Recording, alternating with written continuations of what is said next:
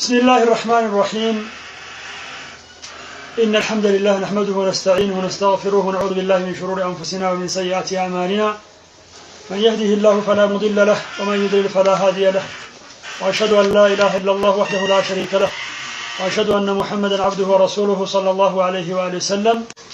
طيب، عن أبي مالك الحارث بن عاصم الأشعري رضي الله عنه قال: قال رسول الله صلى الله عليه وسلم: الطهور شطر الإيمان. طهور كوانا من دنو وليسي طهور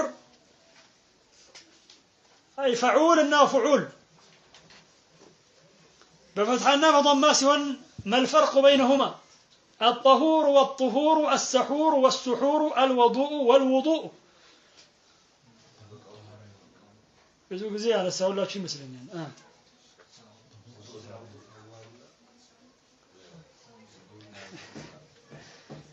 ለይታችሁ ንገሩኛ። ወዱእ ከሆነ በፈትሐ ከሆነ ምንድነው? ውዱእ የሚደረግበት ነው። ለምሳሌ ውሃው ማለት ውዱእ ከሆነሳ ተግባሩ ነው፣ ስራው ነው። በዚህ መያዝ ትችላላችሁ። ብዙ ጊዜ የምንሰራው ምንድነው የምንለው? ውዱእ ነው አይደለም እንዴ የምንለው? ስለዚህ በዚህ ትይዙታላችሁ። እዚህም ላይ ምንድነው الطهور ነው የተባለው። ስለዚህ ምንድነው የተፈለገው? ፊዕሉ ስራው ነው የተፈለገው። شطر الإيمان የኢማን ግማሽ ነው። ከፊል ዑለማ ይህንን ሸርሕ ማድረግ ላይ ምን ብለዋል? ኢማን እዚህ ላይ የተፈለገው ሶላህ ነው። وما كان الله ليضيع إيمانكم الله سبحانه وتعالى صلاتاችሁን አያበላሽም። እንግዲህ ከፊል የነብዩ አለይሂ ሰላም ባልደረቦች ወደ ቤተል መቅዲስ ዞረው እየሰገዱ ከዛም ሞተዋል። ወደ ካዕባ ሳይዞሩ ማለት ነው። ከዛም የነብዩ አለይሂ ሰላም ባልደረቦች አንዳንድ ባልደረቦች እንደው የባልደረቦቻችን የጓደኞቻችን ሶላት ተበላሸ ማለት ነው ወይ ብለዋል። አላህ Subhanahu Wa Ta'ala የጠቀስኩትን የቁርአን አንቀጽ አወረደ። ما كان الله ليضيع إيمانكم እዚህ ላይ እሱ የተፈለገው ይላሉ። ብቻ ግን طهور ይሄ ውዱእ ብለን የምንለው ነገር እንግዲህ በጣም ከባድ ስራ ነው። ከትልልቅ ስራዎች ውስጥ ነው። والحمد لله ደግሞ ተምነኡ الميزان ሚዛንን ትሞላለች። የትኛውን ሚዛን ነው የምትሞላው? يوم القيامة የሰዎች ስራ የሚመዘንበትን ሚዛን ማለት ነው። ሱብሃንአላህ አልহামዱሊላህ ደግሞ ተምለአኒ ከሆነ ምንድነው የሚሆነው? ሁለቱ ይሞላሉ ማለት ነው። ወይ ደግሞ አው ተምለኡ ወይ ትሞላለች። ተምለአኒ ካል ሁለቱንም እንደ ሁለት ዚክር አይተናቸው ማለት ነው። ተምለኡ ከሆነሳ ሁለቱን ዚክር እንደ አንድ ዚክር አይተነው ማለት ነው። ዚክር በነገራችን ላይ ቢያንስ እንደው በቀን የተወሰነ ያህል ወርድ ሊኖረን ይገባል፣ ልምድ ሊኖረን ይገባል። ከጧት ከማታ የተወሰነ ሰዓት ብቻ ዚክር። አንድ የተበላሸ ነገር አለ እኮ እኛ ሀገር ላይ ዚክር ሲባል ምንድነው ሰው የሚያስበው? በቃ ሰው ተሰብስቦ ድምጹን ከፍ አድርጎ በሆነ ዜማ አንዱ ያወጣ ሌላኛው የተቀበለ ወይ በአንድ ድምጽ እንደዚህ ነው የሚመስለው እኮ ዚክር ሲባል እንደዚህ ነው እኛ ሀገር ላይ። አንዴ ነገር ከተበላሸ ለማስተካከል ረጅም ጊዜ ይወስዳል። ያ የግድ መጮህ አያስፈልግም። በል እንደውም ይወደድ አይደለም ድምጹን ዝቅ አድርጎ ብቻ ግን ልምድ ሊኖር ይገባል።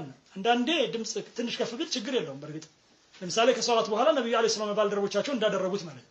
ለማንኛውም ግን ልምድ ሊኖር ይገባል። ዚክር ማለት በተለይ ደግሞ የጧትና የማታ ሱብሃንና መሳ በተጨማሪ አንዳንድ ዚክሮች አሉ። ብቻ ግን የተወሰነ ልምድ ሊኖረን ተገቢ ነው።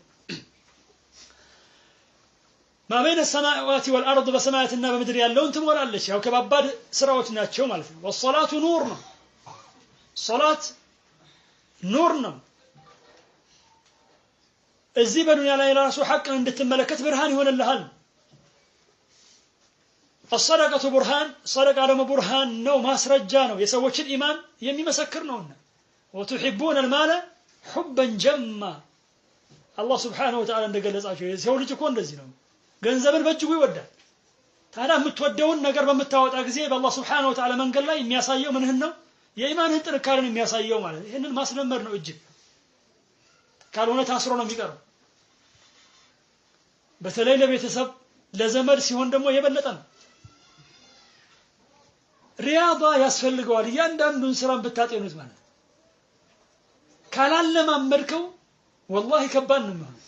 ዛሬ ማውጣት ካልጀመርክ ባለህ ነገር ላይ የተወሰነውንም ቢሆን ማለት ነው ነገ ከነገ ወዲያ እንዴት ብሎ ይወጣልሃል? እየጨመረ ቢሄድ አይወጣም በጭራሽ እንደውም አንዳንድ ጊዜ የሚያሳስብህ አንተ ምን ያህል ጨምር ያለው ነው በቃ አንድ የመሻይኾችን ንግግር አስተዋውሳለሁ አንተ ሰደቃ በምትሰጥ ጊዜ ሰደቃው ከነሱ ይበልጥ ከተቀባዮቹ ይበልጥ ላንተ አስፈላጊ መሆኑን ማወቅ አለብህ ካልሆነ ሰደቃን ታበላሻለህ የበለጠ የሚያስፈልግህ አንተ ነህ አላህ ስጥ ብሏል አንተ በምትሰጥ ጊዜ መልሱን ከአላህ Subhanahu Wa Ta'ala የምታገኘው እነሱ ግን ካንተ እጅ ነው የሚወስዱት ስለዚህ አንተ ይበልጥ ሰደቃውን ልትፈልገው ይገባሃል لا تجعل يدك مغلولة إلى عنقك ولا تبسطها كل البسط فتقعد ملوما محسورا እጆችን ወደ አንገት የታሰረች አታድርግ ይላል የሚገርም አገላለጽ ነው አሁን በተለመደው ቋንቋ ቋጣሪ አትሁን ولا تبسطها كل البسط መዘርጋትንም ሁሉ ግን አትዘርጋት ይሄንን ካደረክ ደግሞ فتقعد ملوما محسورا የተቆጨህ የተወቀስክ ሆነ ትቀመጣለህ ያለን በሙሉ ስጥ አልተባለም ካለ ውስጥ ትንሽ ነው የምትሰጠው ሐቂቃ ትንሽ ነው ለምሳሌ ዘካን ምትወስድ 2.5 1 ሚሊዮን ቢኖረው አንድ ሰው 25000 ብቻ ነው የሚሰጠው ይሄንን ግን ካላስለመድከው እንዴት ብሎ ይወጣል الشيطان يعدكم الفقر ويأمركم بالفحشاء አረ ያልቅልሃል ዛሬ ሰጥተህ ነገ ከነገ ወዲያ ምን ትሆናለህ ልጆች ምን ይሆናሉ የልጅ ትምህርት ቤት የቤት ኪራይ ከለለብህም በሌላ ነገር እያለ ያስፈራራሃል ብቻ ይሄንን የሰማህ እንደሆነ ዘወትር የሱ ባሪያ መሆንህ ነው ሼኹል ኢስላም ተይሚያ ረህመቱላሂ ዐለይሂ ዘካ የማያወጡ ሰዎች ገንዘባቸውን አምላኪዎች ናቸው ብለዋል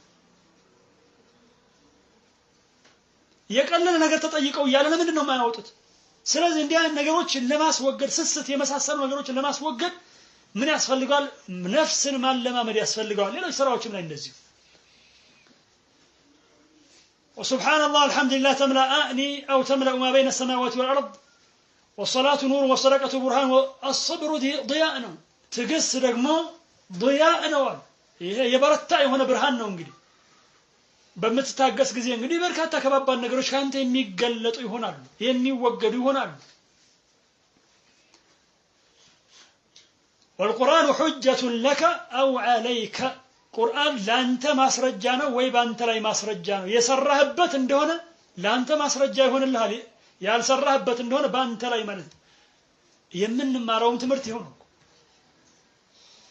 የተሰበሰብነው አላህን ለመፍራት ነው ሐቂቃ ማለት ለመማር ሲባል በቃ አላህን ለመፍራት ነው ምክንያቱም የመማር ግቡ መጨረሻው ምንድነው አላህን መፍራት ነው كل الناس يغدو ሁሉም ሰው ይማልዳል አሉ በጧት ይተማል ይወጣል ተንቀሳቃሽ ነው ሁሉም እኮ የማይንቀሳቀስ የለም ነገር ግን فبائع نفسه አንዳንዱ ነፍሱን የሚሸጥ እዚህ ላይ እንግዲህ በይዕ መሸጥ ቢሆንም እንኳን መግዛት ተፈልጎበት ነው ብለው ያሉ ዑለማ አሉ ከዛስ فمعتقها ነፃ ያወጣታል ነፍሱን ማለት መልካም ስራዎችን በመስራት ማለት